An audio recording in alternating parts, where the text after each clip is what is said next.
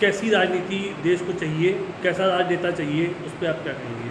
देखिए, पहले देश के बारे में बता दूं कि देश का जो स्तर है ना, स्तर का कोई पैमाना नापने का है किसी के पास? कोई अस्त्र कैसे नापा जाता है? मान लेते हैं कि हमारे देश की आबादी कैसे नापेंगे, कितनी आबादी है?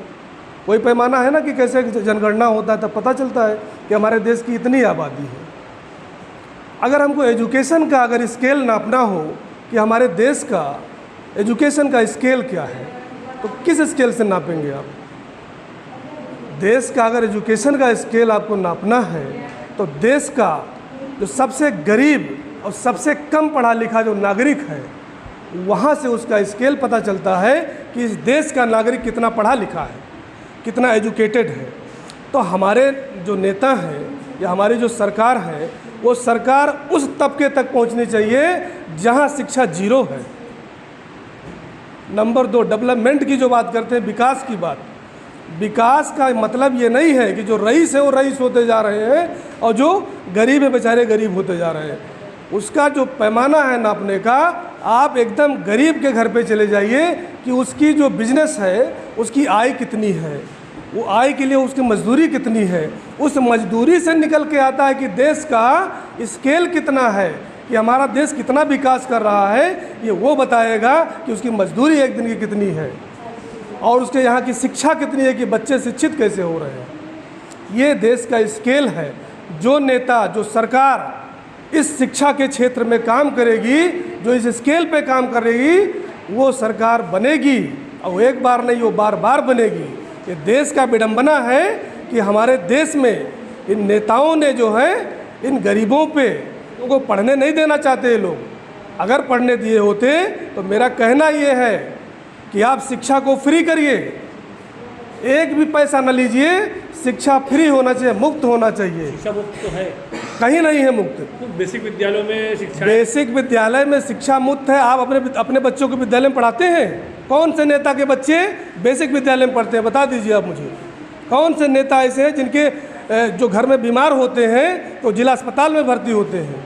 कौन से नेता ऐसे? कोई ईमानदारी से अपने दिल पे हाथ रख के कह दे कि इस धरती माँ की कसम है, हिंदुस्तान की कसम है कि मैं इसी देश का खाता हूँ और इसी देश के विकास के लिए मैं अपने बच्चे को लंदन स्कूल में भेजता हूँ, अपने बच्चे को हम विदेशों में पढ़ाते हैं। अगर एजुकेशन सिस्टम आपका इतना अच्छा है तो आप बेसिक शिक्षा में क्यों नहीं भेजते? अगर आपके यहाँ स्वास्थ्य व्यवस्थाएं इतनी अच्छी हैं तो आप जिला अस्पताल को छोड़ करके मेदांता, अपोलो ऐसे जगह पे क्यों इलाज कराते हैं? ये मरणासन घर है, ये गरीबों के लिए बनाया गया है, अमीरों के लिए नहीं बनाया गया। देखा आपने, ये नेताएं जितने हैं ये सब मरेंगे एक दिन और इनके पास कोई भगवान को जवाब देने भर का कोई वो नहीं है। अपने हृदय पे हाथ रखें और इसके लिए कसम खाएं कि मैं देश के लिए काम करता हूँ। तो देश के जनता को फिर मैं एक बार बताना चाहता हूँ कि आप याद रखो इनको कि कितने हितैषी हमारे हैं। कौन सा नेता अपना हितैषी है? नेता हितैषी वही होता है जो एकदम जीरो स्तर पे आकर के एजुकेशन, शिक्षा, स्वास्थ्य, बेरोजगारी, इन सब पे काम करता हो। वही असला हितैषी है, वही असला उम्मीदवार है। उसी को आप वोट करिए और बार बार इस बात को सोचिए कि मैं किस कैटेगरी में आता हूँ, ओबीसी का हूँ या नहीं हूँ, जनरल का हूँ या नहीं हूँ, SC ST का हूँ या नहीं हूँ, इस संविधान से चल रहे हैं कि नहीं चल रहे हैं। आप वहाँ पे वोट करिए।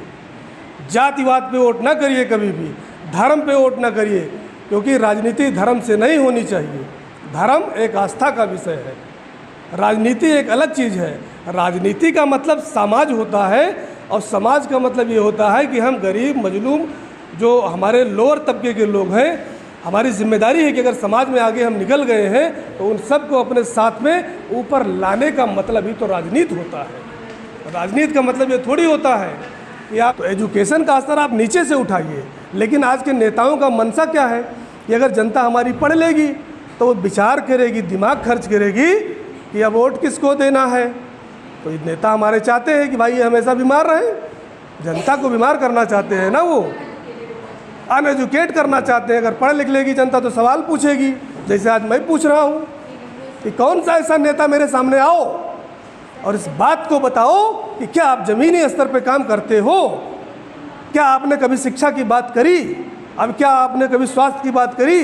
क्या आप अपने बच्चों को जिला अस्पताल में या सरकारी स्कूलों में आपने पढ़ाया?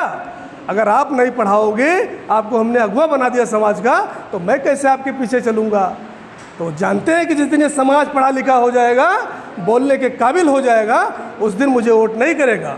इसलिए मैं फिर बार बार कहता हूँ कि अगर जो सो रहे हो तो ज़्यादा नुकसान होगा, अगर जग गए तो कम नुकसान होगा, और अगर खड़े हो गए तो हो सकता है अगले को आप परास्त भी कर दो।